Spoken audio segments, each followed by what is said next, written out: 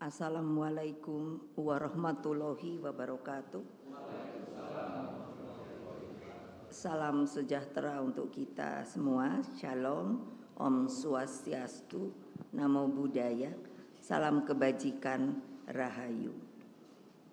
Yang terhormat Wakil Presiden Republik Indonesia, Bapak Profesor Dr. Kiai Haji Ma'ruf Amin, yang bersedia hadir.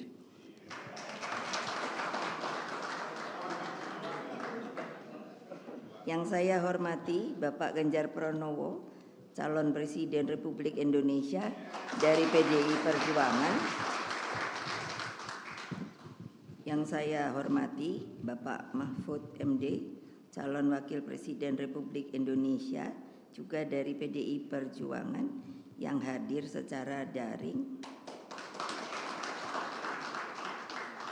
Para ketua umum partai politik, sahabat-sahabat saya, Bapak Hari Tanu Sudibyo, Ketua Umum Perindo, Bapak Muhammad Mardiono, Ketua Umum P3. Kalau dari Hanura diwakili oleh Sekjen, Bapak Beni Ramdhani. Para menteri yang hadir di sini, supaya Pak Ma'ruf tahu mereka ingin diundang. Jadi saya undang. Ibu Sri Mulyani, Menteri Keuangan yang menjadi sahabat saya sejak lama. Lalu sebetulnya Pak Basuki, Menteri PUPR ingin juga datang tapi dapat tugas. Karena hari ini kemarin juga ada hajatan di Paku Alaman. Terus Bapak Tarifin Tasrif, Menteri Energi dan Sumber Daya Mineral, Bapak Teten Masduki, Menteri Koperasi dan Usaha Kecil dan Menengah, Bapak Sandiaga Uno, Menteri Kemenparekraf, Ibu Bintang, beliau dari Jogja cepat-cepat karena pesawatnya tertunda. Para menteri dari PDI Perjuangan, Pak Pramono Anung, Ibu Risma, Ibu sudah tadi saya sebut, Pak Yasoni Lauli, Pak Anas, Pak Hasto Wardoyo, Pak Hendar Prihadi. Hadir juga tim pemenangan nasional, Bapak Arsyad Rashid, Bapak Gatot Edi Pramono, Bapak Andi Wijayanto. Ini juga minta diundang. Saya yang hormati pakar pertahanan Dr. Koni Rahakundini Bakri dan Dr. Filda Citra Yusgiantoro. Lalu Bapak Basuki Cahayapurnama, lalu sesepuh kami dari dulu Bapak Sidarto dan Nusubroto, para kader PDI Perjuangan hadir Mas Prananda, Mbak Puan sebagai Ketua DPR, dan seluruh jajaran DPP, DPD, DPC partai, dan terutama anak-anakku yang ada di akar rumput, Satgas Partai, PAC Ranting, dan anak ranting yang sangat saya cintai. Hadirin sekalian dan tentunya rekan-rekan pers yang saya banggakan, ini saya ajarkan. Jadi kita mesti pakai dulu salam Pancasila 3. Saya enggak mau 1, enggak mau 2.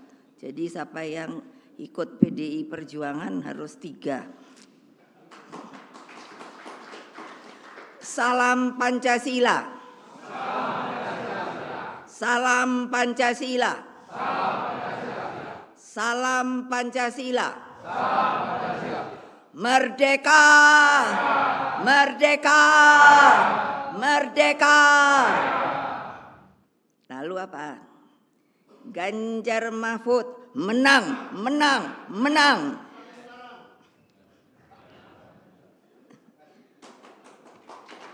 Puji syukur kita panjatkan kehadirat Tuhan Yang Maha Kuasa, Allah Subhanahu wa Ta'ala, sehingga PDI Perjuangan dapat memperingati ulang tahun ke-51.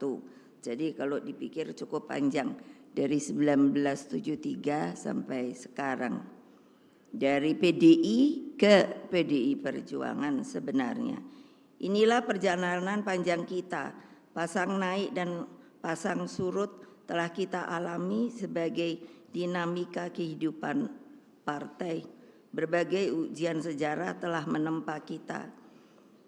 Apa yang telah kita alami selama 32 tahun rezim otoriter Orde Baru misalnya, itu ketika PDI adalah gemblengan nyata terhadap ideologi, keteguhan dalam semangat juang dan soliditas organisasi.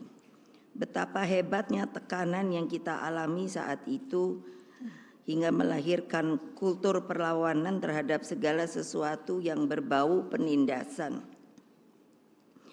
Watak dan karakter inilah yang muncul spontan ketika kita melihat ketidakadilan, kemiskinan, dan diskriminasi. Hadirin sekalian yang saya hormati, PDI Perjuangan mengambil saripati dari pengalaman ketertindasan ini. Melalui ulang tahun partai ini, kita menegaskan kembali pesan moral terpenting tentang jati diri PDI Perjuangan sebagai partai wong cilik. Partai yang seutuhnya menyatu dengan rakyat. Saya selalu mengajarkan kepada anak-anak saya, kepada seluruh anak-anak dari PDI Perjuangan, jangan pernah tinggalkan rakyat. Sikap ini selain sebagai muara dan komitmen ideologis, juga dari realitas sejarah. Ketika PDI berhadapan dengan rezim otoriter yang tidak segan menggunakan segala cara, maka rakyatlah penopang kita. Mereka disebut atau saya sebut akar rumput. Pasti banyak pertanyaan, kenapa Ibu selalu ngomong akar rumput, akar rumput? Akar rumput itu identik dengan rakyat. Saya orang pemerhati, sehingga hal kecil saja saya perhatikan. Dari kecil saya melihat, saya senang tanaman. Akar rumput termasuk simbol kehidupan. Saya selalu memperhatikan, dan rumput itu juga adalah makhluk Allah, dibuat oleh Allah Subhanahu wa Ta'ala. Apa coba? Rumput tidak pernah menyerah serta dapat tumbuh dimanapun. Ia mampu tumbuh di gunung, di tanah gersang, subur, dan sampai juga di laut. Jangan lupa, di laut ada namanya akar rumput, rumput laut. Rumput memiliki daya survival yang tinggi, sehingga meskipun dibakar, dipotong, dimatikan, dicabut, tetap akan selalu tumbuh karena akarnya selalu siap untuk tumbuh kembali. Tolong ingat, itulah rakyat. Akar rumput itu selalu bergandengan dengan erat. Kalau kita lihat, rumput tidak pernah sendiri loh. Mereka berhimpun, menjalin satu dengan satu. Yang ini dicabut, yang ini merana, tapi tidak mati. Dengan erat, kokoh, kuat, dan sama dengan akar rumput di PDI Perjuangan. Mengakar dan solid bergerak. Karena itulah betapa pentingnya turun ke bawah, ke akar rumput, ke rakyat. Perkuatlah akar rumput, sebab itulah kekuatan real kita. Camkan hal ini sebagai sebuah nafas kontemplasi kita. 51 tahun kita bisa menjadi begini, bukan karena elit, bukan karena presiden, bukan karena menteri, tapi karena rakyat yang mendukung kita.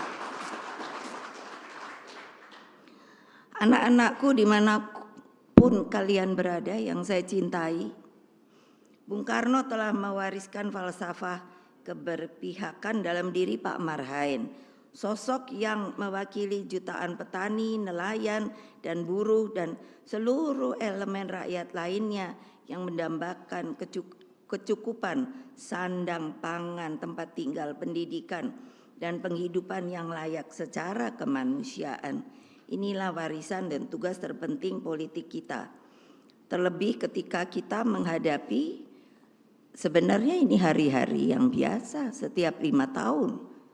Tapi ternyata saya sering berbicara pada diri saya, kok pemilu ini sepertinya kok selalu dijadikan ajang. Padahal regulasinya itu sudah mantap, sudah ngerti siapa yang mesti coblos gitu. Pemilu adalah alat bagi rakyat Indonesia untuk menyampaikan seluruh aspirasi politiknya. Dalam proses ini, terhadap siapapun yang akan menjadi pemimpin ke depan, haruslah dipertimbangkan dengan matang. Rakyat Indonesia yang saya cintai, ini saya bicara sebagai Presiden kelima Republik Indonesia. Jangan tergiur. Jangan hanya melihat sosoknya, tetapi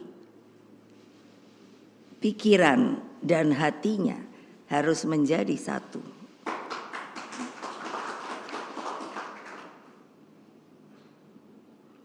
Cermati rekam jejaknya, moral dan etikanya, tanggung jawabnya, dan kemampuan memahami harapan lebih dari 270 juta rakyat Indonesia. Dalam keseluruhan, syarat-syarat menjadi pemimpin, PDI Perjuangan bersama P3, Perindo, Hanura, dan para relawan meyakini bahwa Bapak Ganjar Pranowo dan Profesor Mahfud MD lah yang memenuhi syarat itu. Mereka berdua satu kesatuan Dwitunggal, sebab tidak ada negara maju tanpa adanya pemimpin yang memperjuangkan hukum agar berkeadilan. Tidak ada negara maju tanpa kepemimpinan yang manunggal dengan rakyat. Coba kita pikirkan di seluruh dunia. Kalau ada pemimpin tidak menjalankan tugas dan kewajibannya dan justru tidak menaungi rakyatnya, pasti yang namanya negara itu lalu goncang. Itu bukannya apa, lihat saja sendiri, banyak negara yang seperti itu. Lalu apa? Pak Ganjar Pranowo, Pak Mahfud MD memenuhi 3 syarat sebagai pemimpin. Saya sebagai ketua umum partai, karena rule of the games dari pemilu itu kan partai yang harus memilih calon. Nah, ini kebetulan calon ada 3. Dan saya ditugasi oleh Kongres Partai sebagai ketua umum untuk memilih nanti calonnya. Nah, saya selalu lihat-lihat mana yang bagus ya. Oh ini, lihat lagi. Sampai saya kontemplasi, sampai saya bicara sama bapak saya. Terus saya tanya, lihat. Nah, akhirnya tentu harus ada keputusan. Jadi bukannya asal, oh kamu jadi pemimpin. Bagaimana nanti akan menaungi rakyat? Kalau saya bilang pemimpin itu adalah payung yang mengayomi seluruh rakyat Indonesia tanpa kecuali. Tolong diingat, di dalam Undang-Undang Dasar kita disebutkan bahwa setiap warga negara mempunyai hak yang sama di mata hukum. Ingat, tuh wartawan, ingat. Nah apa? Jadi dengan saya pilih Pak Ganjar Pranowo dan Pak Mahfud MD memenuhi 3 syarat sebagai pemimpin tersebut. Pertama, mereka saya lihat energik. Energi dan stamina sangat diperlukan. Memimpin sebuah negara kepulauan terbesar di dunia. Waktu PDI karena saya ditekan ketika saya ingin membuat struktur itu menjadi tidak mengambang, karena hanya pada waktu itu hanya tingkat DPC itu hanya kabupaten, padahal di bawahnya ini seperti dibiarkan untuk namanya rakyat itu mengambang. Saya tanya kepada Mendagri, boleh apa tidak? Dilarang apa tidak? Tidak. Saya keliling Republik Indonesia ini bukannya hanya di kota-kota lalu diterima dengan gemerlap dan lain sebagainya. Saya bertemu akar rumput, saya duduk di bawah dengan mereka. Saya dengarkan cerita dan kesedihannya. Saya tahu sehingga adatnya. Orang Jawa, saya ngomong Jawa, orang Sumatera kebetulan dari keluarga ibu saya itu bahasa Sumatera. Jadi kalau tidak bisa keliling republik yang begini besar, lautan kita itu lebih besar dari kepulauannya. Banyak orang sepertinya masih berpikir kita ini benua. No. The biggest archipelago in the world. Mestinya bangga. Satu-satunya. Tolong, terutama kadang yang saya lihat dari TNI, Polri dan lain sebagainya, masih sepertinya diajari bahwa kita ini untuk pertahanan keamanan itu sepertinya memakai sistem benua. Lalu saya pikir ini bagaimana ya membenarkannya. Boleh dong kalau nanti ada yang, oh ibu kok ngomong begitu. Jangan lupa saya presiden kelima, saya pernah wapres. Jadi saya ngerti tata negara, tata pemerintahan. Gitu loh. Jadi apa? Adil. Orang harus menanggapinya. Capek loh kalau mesti bener keliling Indonesia sampai kampung-kampung gitu. Tapi enggak apa-apa. Saya senang aja. Kedua itu beliau cerdas. Lah, Pak Ganjar itu kan kader, jadi udah saya liatin. Semua kader saya nih saya liatin kok untuk kaderisasi. Memang harus gitu. Ada yang mengatakan katanya kenapa kok disebut kader, ya emang kader, itu persoalan saya. PDI Perjuangan, saya enggak tahu lain partai. Jadi cerdas, lalu baik, dan yang paling penting berempati pada wong cilik.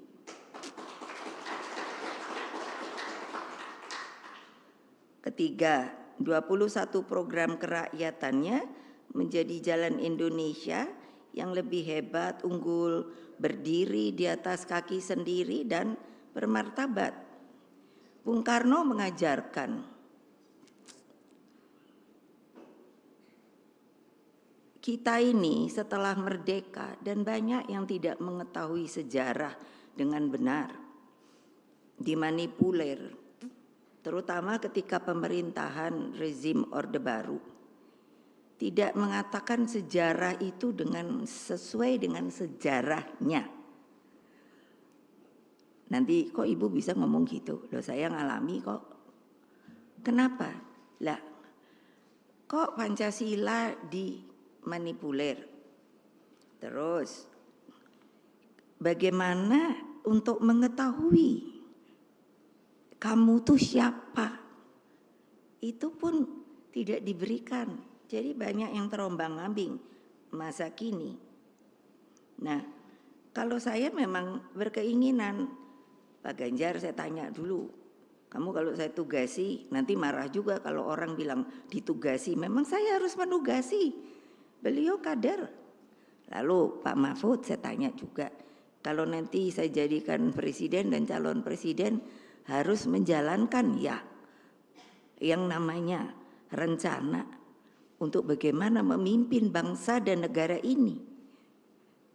Sehingga apa yang dicita-citakan oleh para pendidik bangsa, rakyat kita, tolonglah pergilah ke TMP. Saya bawa Mbak Puan, Mas Nanan dari sejak masih TK. Kalau pergi ke Taman Pahlawan, Saya sengaja membawa bunga yang berlebih. Saya bilang pada mereka, setelah keluarga kita tabur bunga, kamu cari nisan-nisan yang tidak bernama. Saya paling jengkel kalau orang mikir, oh ya sudah Bu, kita sudah merdeka ya merdeka. Lupa bahwa negara ini dibuat dengan susah payah, bahwa kita ditekan 3,5 abad oleh para penjajah. Lalu sekarang para elitnya, orang-orang yang sudah berkelayakan, melupakan yang namanya akar rumput, yang namanya wong cilik, yang masih sengsara, yang tidak berkeadilan. Sekali lagi saya katakan, kita setiap warga negara Republik Indonesia, siapakah dia? Akar rumput, rakyat, mempunyai hak yang sama di mata hukum. Sekarang hukum itu dipermainkan, bahwa kekuasaan itu dapat dijalankan semau-maunya saja. No and no. Saya selalu bilang kalau ngomong tuh sekarang 3 kali. Kenapa? Karena nomor kita 3. Ya, siapa yang nggak setuju? Pasti diem. Tapi kalau nanti di belakang ngoceh.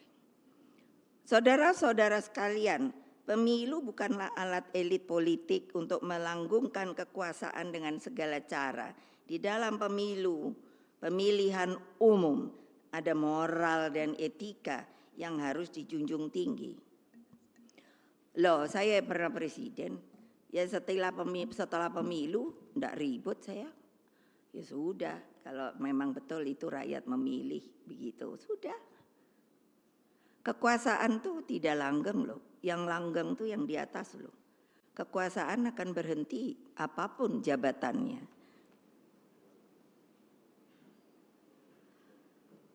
Kan sedih ya. Nah, pencermatan saya akhir ini sepertinya arah pemilu sudah bergeser. Ada kegelisahan rakyat akibat berbagai intimidasi. Namun saya bersyukur ada kekuatan nurani yang berbicara. Saya ikut merasakan bagaimana pergerakan masyarakat sipil, para mahasiswa dengan kemurnian idealismenya. Bahkan saya melihat seorang ibu, namanya Ibu Sinta di Jawa Timur dan Ketua RT di Jawa Tengah. Mereka berani menyampaikan sikapnya. Saya lihat Ketua RT marah-marah tuh saya langsung ngomong sendiri, cah gitu. Karena apa? Dia bilang mana surat perintah? Enggak ada.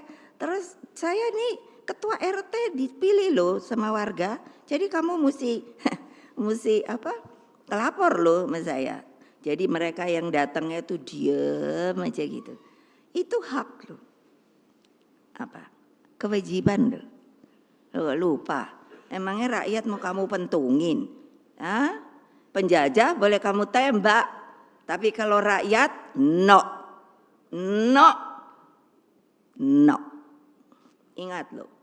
Ini saya masukkan message saya dan pasti harus tahu siapa yang melakukan hal-hal seperti itu. Ini adalah negara merdeka dan berdaulat, saudara-saudara. Tidak ada sebagian yang merasa berkuasa. Kekuasaan itu adalah di tangan rakyat. Jawab kalau ada yang tidak setuju. Itu saya mau. Kalau nggak sama. Itu apa? Katanya demokrasi, demokratis. Mana? Mereka berani menyampaikan sikapnya. Insan pers juga terbukti mampu menjadi benteng demokrasi. Di tengah arus gelombang menjaga demokrasi itulah, maka kepada TNI, Polri, dan aparatur sipil negara harus menjaga prinsip netralitas.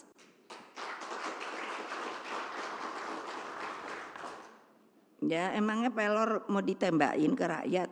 Emangnya itu rakyat sopo? Apa gitu? Ya enggak lah. Kalau saya tuh suka ngomong itu di sana itu ada Mbak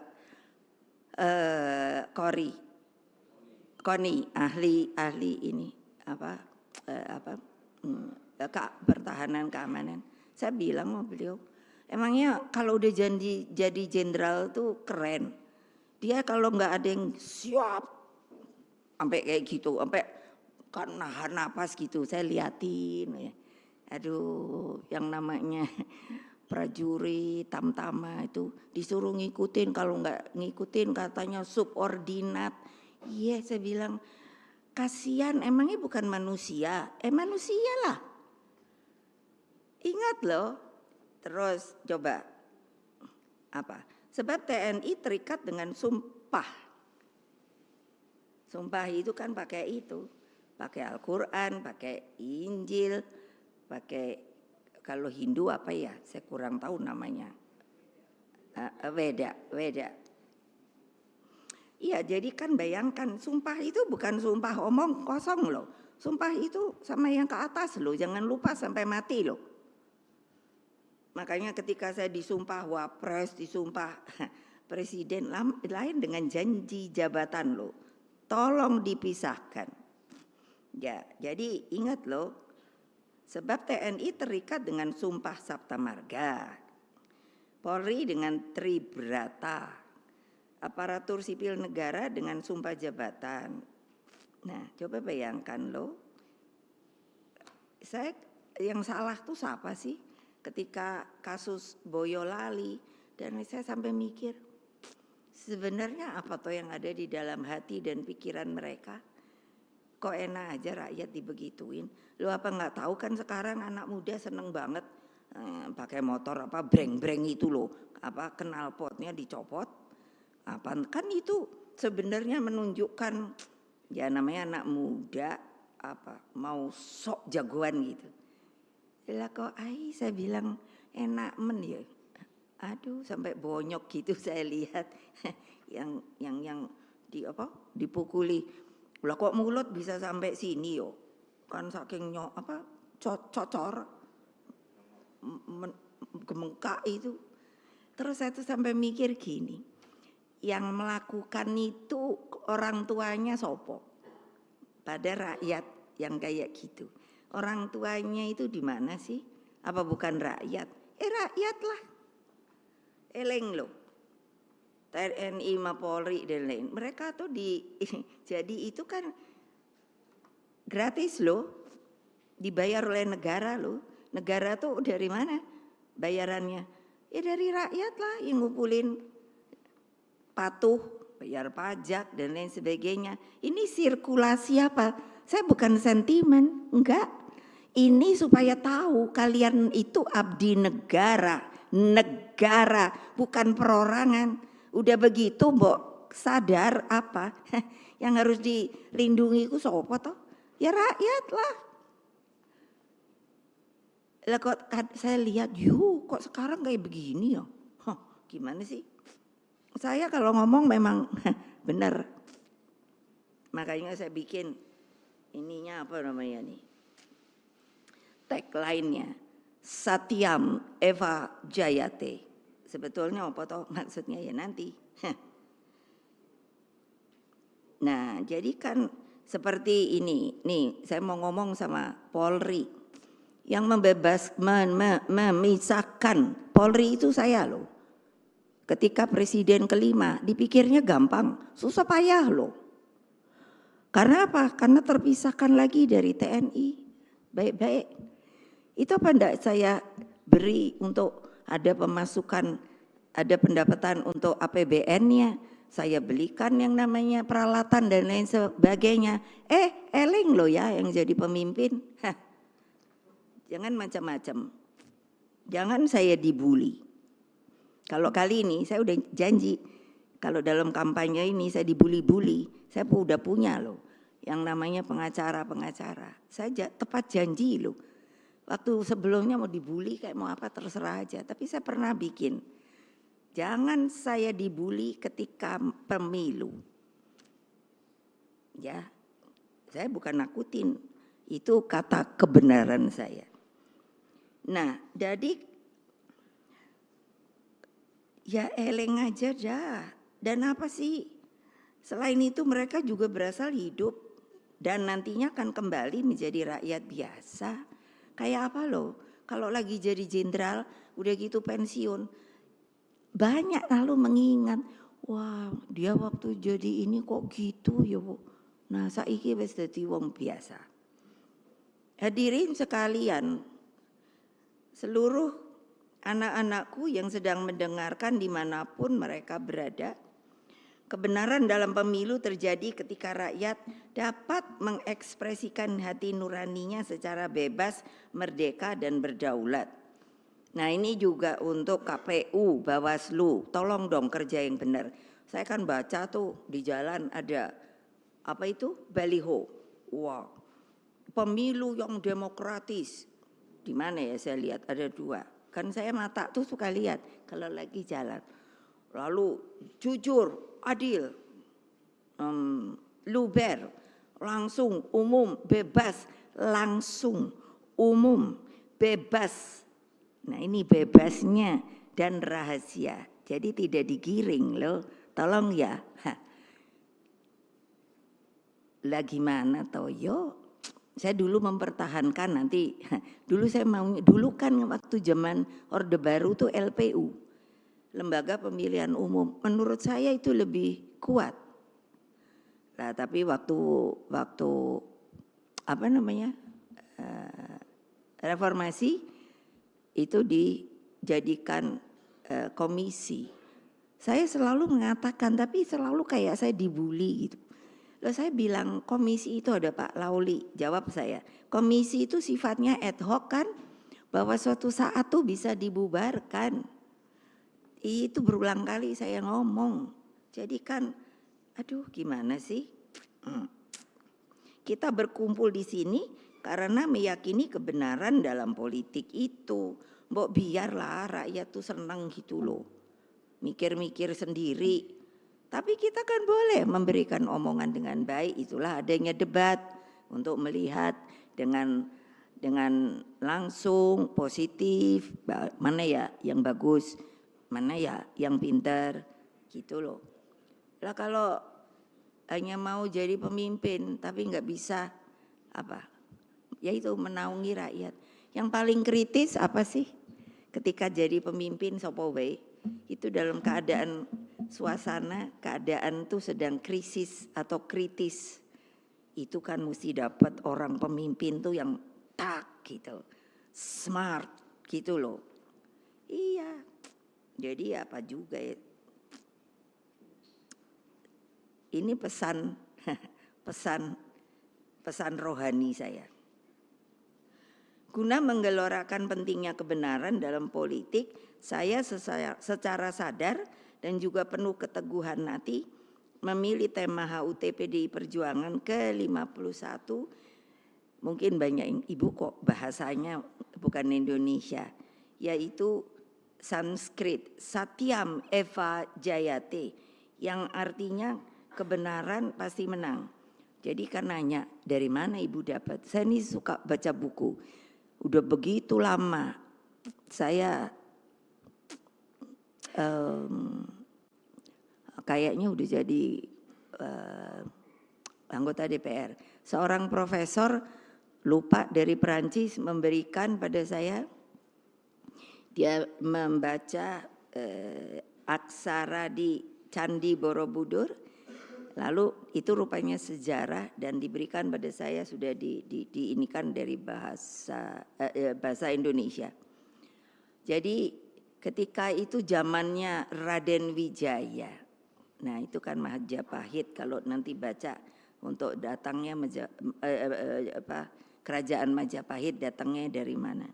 Ketika itu sedang sengsara, lalu ada seorang empu yang mengatakan, ingatlah, itu kata bukunya yang saya baca, tapi saya jadi ingat bahwa Satyam Eva Jayate, kebenaran pasti menang. Jadi itu abadnya 13 loh. Dan itu saya pegang terus loh. Untuk rohani saya. Bahwa kalau saya cinta rakyat, apapun kejadiannya, itu harus berani teguh dan harus melindungi rakyat. Loh, saya aja benernya mesti masuk penjara waktu Orde Baru. Untung aja mungkin saya pinter, jadi dilepas lagi.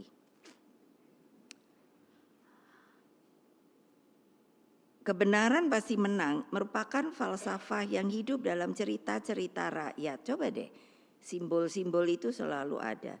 Kebenaran versus keangkamurkaan telah menjadi tema abadi kehidupan. Kalau lihat cerita wayang tentang Pandawa dan Kurawa misalnya, mengajarkan pentingnya laku. Laku itu kalau bahasa Jawa kehidupan yang harus dijalankan. 5 sosok kesatria tersebut dengan bimbingan Ibu Kunti dan Kresna sebagai ahli strategi memperoleh kemenangan karena selalu bertindak atas tuntunan moral, etika, dan kesatu paduan dengan Punakawan. Punakawan itu simbol dari rakyat kecil, sosok yang mewakili rakyat kecil atau yang saya bilang akar rumput.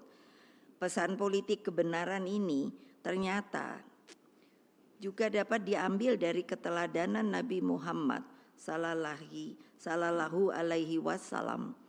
Karena apa? Seorang sahabat Nabi yang hidup katanya paling miskin namun sangat berbahagia, yakni Abu Dzar Al-Ghifari. Rasulullah itu berpesan, kulil haq walau kana muran. Apa yang artinya? Saya senang banget. Sampaikan kebenaran meskipun itu pahit. Tepoknya semua dong. Kalau nggak tepok artinya nggak setuju sama saya. Lori ini kayak ceramah rohani kok, biarin sadar. Nah ini lagi. Makanya kalau siapa yang beragama tolong eling. Hal yang sama juga disampaikan Siddhartha Gautama. Bahwa ada 3 hal yang tidak bisa disembunyikan. Apa? Matahari, karena dianya disuruh sama yang di atas. Dari terbenam dia naik, dia turun lagi atas perintah dia. Lalu apa lagi? Bulan, ketika matahari tidur, dialah yang disuruh datang menyinari seluruh jagat raya ini.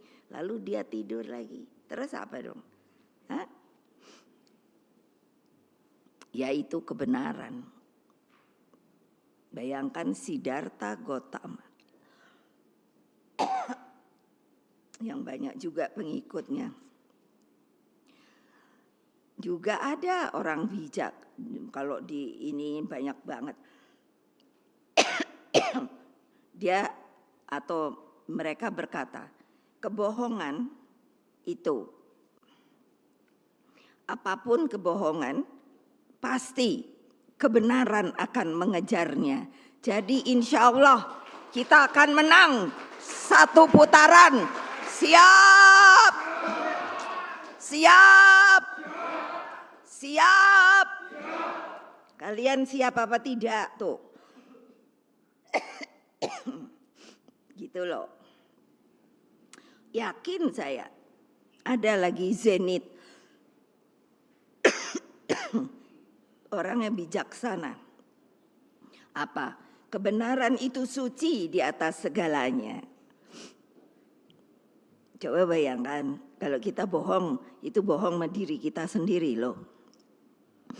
Nah, tadi saya bicara sama Pak Ma'ruf. Pak, saya diajari keluarga saya untuk agama Islam. Dari sejak kecil. Kalau saudara saya nakal, nenek saya terutama. Dia cerita, ada malaikat di kiri dan kanan. Kalau nanti momen saya mau apa, dia hanya begini. Terus bilangnya ke kiri. Jadi apa artinya? Nanti kamu dicatat sama yang kiri loh. Yang kiri mencatat hal-hal yang tidak baik. Kalau yang kanan itu hal-hal yang baik. Coba loh. Mbok yo gitu loh, para sadar eleng dek. Jangan hanya karena udah merdeka lalu bisa berbuat segala macam. Masa nggak ingat sama beliau seperti tadi pejuang. Anak-anak saya ingat nanya, kenapa kalau yang lain ada namanya? Kenapa kok yang ini tidak ada? Apa yang saya bilang? Karena dia secara lahir batin bersedia untuk memerdekakan republik kita. Ini Bapak Pas Pampres, ingat tugas Anda, mana dia? Pas Pampres, Pampres, iyalah. Jangan hanya karena apa? Memang menjaga presiden, Wapres. Saya tahu saya juga dijaga, tapi kan ada ukurannya. Iling, ini bukan penjajah, ini rakyat Indonesia. Jadi keyakinan bahwa kebenaran lah pasti menang itu siapa sih yang ngajari? Ya beliau-beliau ini. Sampai teguh karena tahu kita dijajah. Harus dikalahkan.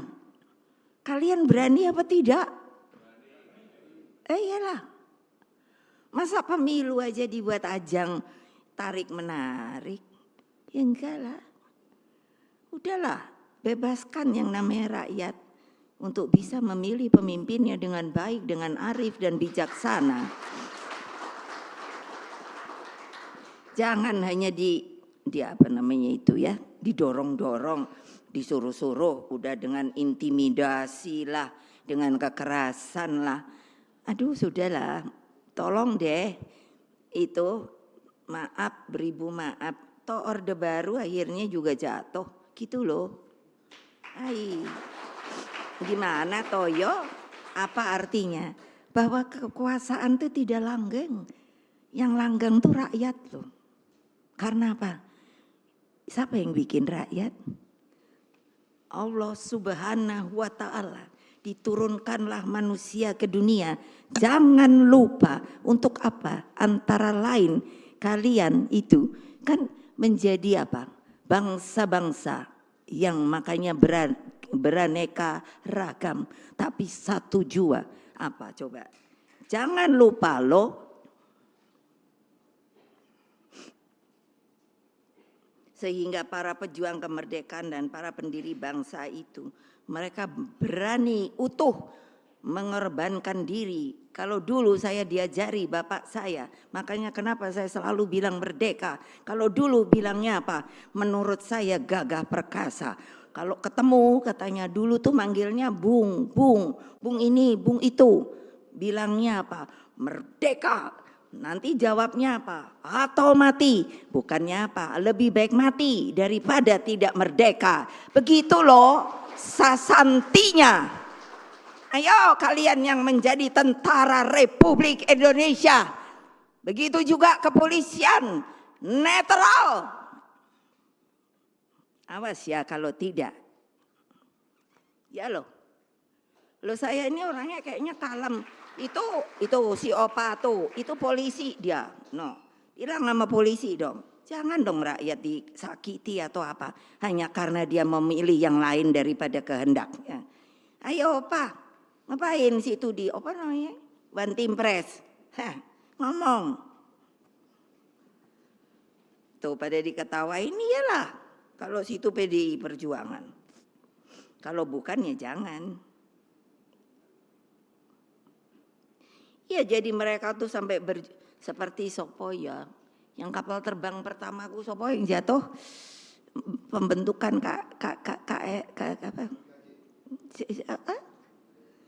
Tunggu dulu. Kapan itu kan kita belum yang permulaan itu TNI itu kan tentu kan dari Laskar dibikin jadi dari apa untuk yang bisa gampang kan angkatan darat. Tapi setelah itu kan Halim Perdana Kusuma apa ya? Apa Adi Sucipto ya? Mana yang duluan? Sopo? Yang sampai jatuh itu loh. Adi Sucipto. Loh iya kok nggak pernah mikir loh ya. Itu benernya kan jenderal loh, jenderal penuh kan. Siap. Saya ini kenapa bisa gini? Saya ini pernah paskibraka. Jadi saya ngerti gitu. Cara hormat tuh gimana. Oh. Jadi jangan deh kalau saya lihat ini prajurit tuh pada melempem gitu. Aduh, wis ngono wae saya. Berjuang bermodalkan semangat, keberanian, visi masa depan. Lalu apa? Yaitu kesatu paduan dengan rakyat. Nah, hasilnya aja untuk Indonesia luar biasa loh. Makanya beliau ini dijatuhkan loh. Hasilnya bukan hanya Indonesia merdeka, namun benih-benih semangat anti imperialisme dan kolonialisme menjadi apa? Menjadi terus ditahan, tidak bisa lagi. Karena apa? Kita yang mengadakan. Ini kan hebat ya. Negara-negara terjajah dalam sebuah konferensi Asia Afrika yang gaungnya sampai hari ini masih ada, dan gerakan non-blok. Inilah tinta emas sejarah kepemimpinan Indonesia bagi dunia. Bukan saya ini lalu ya terang aja Bung Karno bapak saya gitu. Banyak kan yang bilang, banyak, oh ibu ya terang aja belain Bung Karno. Memangnya saya mesti ngaku bapak saya Pak Badu kah? Pak Sopo ya memang Bung Karno bapak saya, tapi dia pemimpin saya, dia mentor saya. Kalau lihat tadi seperti itu, bayangkan kalian itu Bung Karno ketika tahun 50 kembali kemerdekaan ada di kita lagi. Itu yang sampai penuh gitu adalah apa? Rakyat mengeluh-elukan karena tahu bahwa kita merdeka penuh. Kalian sekarang sekali lagi rakyat mau dibegitukan? No. Saya udah ngomong berapa? 3 kali. Apa artinya? Saya serius loh. Saya serius loh. Silahkan memilih yang benar supaya dicintai oleh rakyat. Jadi jangan alasan, aduh saya sampai mikir, oh ya kalau ini kan sebetulnya dimenangkannya oleh sukarelawan. Memangnya sukarelawan itu datang ke KPU. Saya loh ketua umum yang neken siapa yang bakal calon. Gitu loh. Tolong ingat deh. Kecuali kalau ada untuk presiden sama wapres itu independen. Kan gak laku. Alah udah jangan rakyat jangan dibodohi lah. Ya konferensi Asia Afrika itu sampai hari ini saya ke luar negeri aja, wah pasti dielu-elukan. Kita makin banyak yang merdeka karena konferensi Asia Afrika. Nah itu pemimpin yang benar loh, bapak saya nanya, apa nggak takut sih Pak kalau nanti kita kucilkan? Enggak, kita harus, karena kitalah yang namanya bisa memperjuangkan sebuah negara yang utuh, bersatu, dan merdeka dan berdaulat. Wah keren deh kalau saya udah diomongin gitu. Lah ini kok melempem. Jadi ini tinta emas sejarah kepemimpinan Indonesia bagi dunia, jangan dilupakan dong. Pertanyaan saya selalu pada tentara Polri, kalau negara kita diserang, kalian siap apa tidak? Nanti jawabnya PR.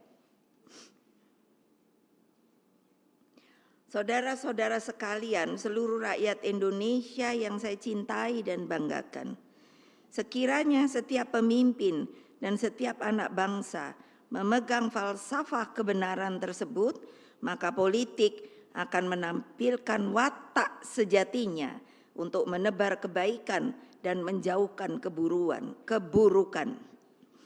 PDI Perjuangan dengan usia yang 51 tahun ini menempatkan kepentingan rakyat, bangsa, dan negara sebagai akar dari seluruh eksistensi dan dedikasi partai.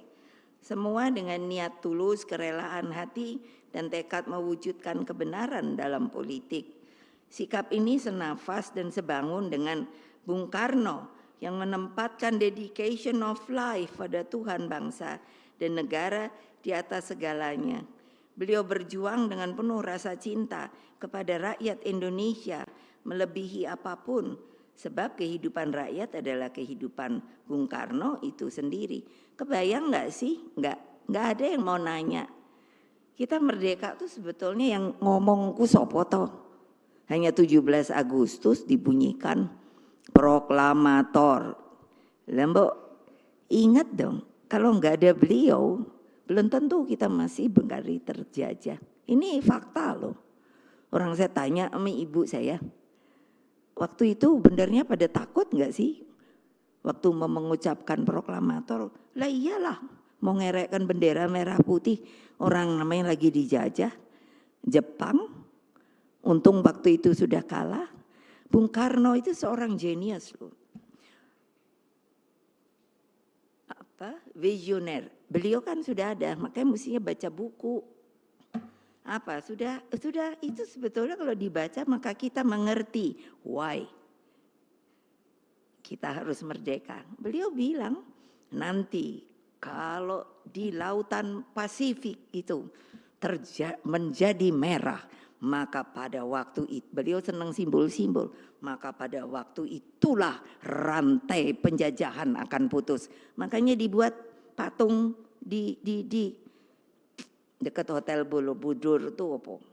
Itu kan patung Irian Barat dengan rantai yang terputus. Tolong ambil, jatuh.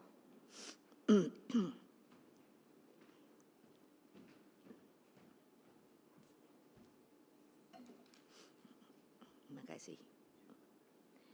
Lagi itu tuh kan mestinya itu membanggakan diri loh, dan membuat kita harus ingat. Saya waktu dengan sukarelawan kan saya bilang yang paling awal, who am I, bukan who I am. Kalau I am saya, tapi kalau who am I artinya banyak. Karena saya mau menyadarkan bahwa kalian itu tidak akan, bayangkan 350 tahun, mana ada tentara, mana ada Polri, gawat. Yang ada Ken Petai, kalau orang Belanda tuh, apa namanya ya? Kenil, loh kan kayak apa? Tapi juga banyak bangsa kita yang jadi pengkhianat, ngikut itu, nembaki rakyatnya sendiri. Boleh lihat sejarah. Terus kamu juga mau kayak gitu, ya enggak lah. Nah itu loh. Jadi Bung Karno tuh mengingatkan menjaga persatuan dan kesatuan bangsa. Bayangkan beliau itu sudah sampai memperkirakan, perjuanganku lebih mudah karena mengusir penjajah. Tetapi perjuanganmu akan lebih sulit karena apa? Tanda kutip melawan bangsamu sendiri. Ya lucu toh. Lucu loh. Nah itu pada peringatan Hari Pahlawan 10 November 61. Karena itulah kepada anak-anakku semua dimanapun seluruh rakyat Indonesia berada, di seluruh penjuru Nusantara, jagalah persatuan itu. Banyak loh yang namanya penjajah itu memang mengajarkan kepada kita dengan nama divide et impera, memecah belah. Kalau bisa saudara sendiri dipecah belah, apalagi rakyat dipecah belah. Apalagi kalau pemimpinnya sengaja dengan yang namanya akal, itu juga memecah belah. Karena apa? Karena mabuk kekuasaan. Nah jadi peganglah sesanti Bhinneka Tunggal Ika, Tanhan Dharma Mangra. Jadi tanpa pernah mundur sejengkal pun. Jadi Bhinneka Tunggal Ika itu satu, berlain, bersuku-suku, tapi satu jua. Kok lupa ya? Itu Pak Ganjar, nanti insya Allah kalau situ menang, ini didengar banyak orang. Yang harus dijalankan pertama adalah pelajaran sejarah yang benar. Menegaskan supaya apa? Bukan hanya di sini, tapi itu menjadi di sini. Kalau saya lihat, ini kalau saya suka ngomong Tiongkok gitu, terus Bu Mega tuh komunis, ilah cupet banget. Mbok dilihat 1,6 dia, dan dia ikut konferensi Asia Afrika. Bung Karno dengan susah payah mengeluarkan melalui Mao Zedong, kamu udah waktunya tidak tertutup oleh tirai bambu lagi. Sini ikut supaya kamu bersama yang lain bisa menjadi negara merdeka berdaulat. keluarlah yang disuruh adalah Zhou Enlai. Nah ini mana ada di sejarah yang datang Zhou Enlai, lalu siapa? Panglima Chen He, begini-begini, saya liatin aja. Karena kan masih kecil, tapi udah kelihatan punya karakter. Apa? Loh, yang namanya anak-anak masih dari TK. Saya pernah ke sana kan. Dia sudah disuruh berdiri dengan apa? Kalau kita menyanyikan lagu Indonesia Raya, itu sengaja selalu saya sudah membuat instruksi. Ini sebetulnya dibuat oleh Rudolf Wage Supratman, inilah yang asli. Saya dapat dari arsip yang tentunya saya kurang tahu kenapa pada waktu itu hanya 1 stansa. Jadi dengan PDI Perjuangan saya suruh 3 stansa. Karena apa? Itulah kita akan lihat yang dimaksud Indonesia yang merdeka bernama Indonesia Raya. Kita sendiri rasanya, saya tidak tahu yang lain. Tapi itulah yang menumbuhkan rasa cinta tanah air dan sesama rakyat dan bangsa di dunia ini. Makanya harus ada di sini. Oleh itu Tiongkok dari PAUD dia suruh anak-anaknya begini. Lalu apa? Kalau tidak begini adalah begini. Nah coba bayangkan, hai masih kecil. Lalu saya dibilang komunis, saya nggak ngikut komunis. Saya ngikut Pancasila. Tapi kan banyak hal yang bisa untuk ditiru. Mengapa bisa? Saya dapat dari Presiden Xi Jinping surat.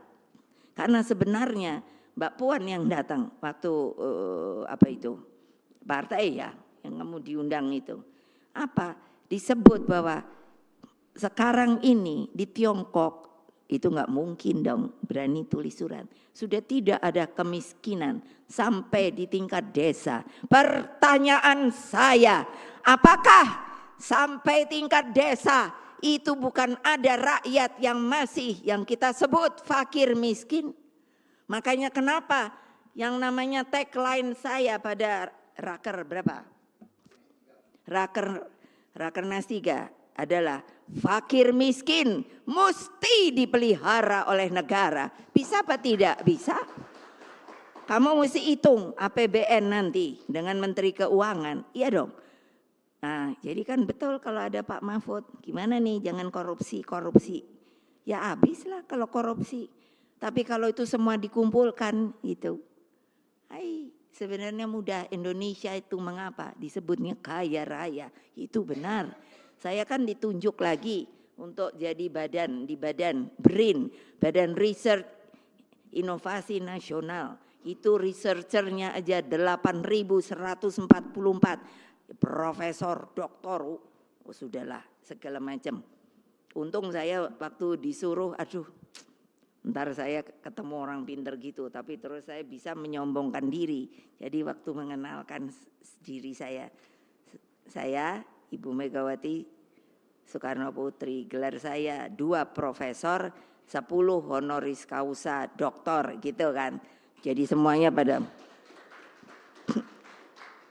iya loh. Jadi kalau saya ngomong itu tidak benar. Dari keilmuan dapat dipertanggungjawabkan. Dari rohani dapat dipertanggungjawabkan. Kalau ada yang mau membantah saya datang. Jangan saya dibully. Jangan saya dipotong-potong kalau ngomong. Coba ayo. Saya selalu bilang kalau enggak setuju sini catat nama. Ya tentu dong. Mbak Puan bilang, Mama kalau ngomong jangan keras-keras. No. Karena saya ingin mengatakan kepada rakyat saya bahwa kalian itulah sebenarnya pemegang kekuasaan di Republik ini. Jadi jangan takut kalau diintimidasi, dipukul, langsung kamu harus ngomong. Jangan takut. Karena yang memukul kamu, mengintimidasi kamu, ingat adalah rakyat Indonesia juga. Sampai pemimpinnya. Nanti Pak Ma'ruf juga pensiun. Siapa yang nggak mau pensiun? Udah pasti. Saya pensiun. Kok aneh banget. Gitu loh. Nah jadi apa kalau saya udah ngomong kayak gini? Ya dong, amanat penderitaan rakyat tuh ada dan disimpan di sini loh. Jadi terus bergerak ke bawah, memperkuat akar rumput. Ya loh. Hai, siapa yang itu saya bilang sama Pak Hasto, nih biarin didengerin juga. Siapa yang nggak turun? Hanya turun sehari, udah itu nongkrong. Nggak saya jadikan loh. Itu supaya tahu loh. Ya loh. Karena saya mau, karena kita sudah menjadi partai terbesar. Karena apa? Karena disiplin. Karena kita solid dalam bergerak. Karena kita mengikuti apa yang diinginkan oleh rakyat. Tapi kan kalau mau jadi besar, hanya mau jadi anggota DPR, mau jadi eksekutif, mau jadi presiden, entar dulu dah. Ya entar dulu deh. Apa mikir dong? Dong. Coba pikir ayo, renungkan. Solid bergerak dengan penuh kesatu paduan, solid dan bergerak dinamis dengan satu irama kemenangan. Sebab rakyatlah sumber kebenaran politik dan jalan bagi masa depan Indonesia Raya kita. Bersatu kita teguh, bercerai kita runtuh. Gelorakan rasa cinta pada banteng moncong putih nomor 3 dan Ganjar Mahfud MD nomor 3. Percayalah. Sekali lagi, kebenaran pasti menang. Satyam Eva Jayate. Menang, menang, menang. Merdeka, merdeka, merdeka. Kita pasti menang. Satu putaran. Semoga Allah yang Maha Kuasa meridhoi perjuangan kita. Wassalamualaikum warahmatullahi wabarakatuh. Om Santi, Santi, Santi, Om Rahayu. Makasih.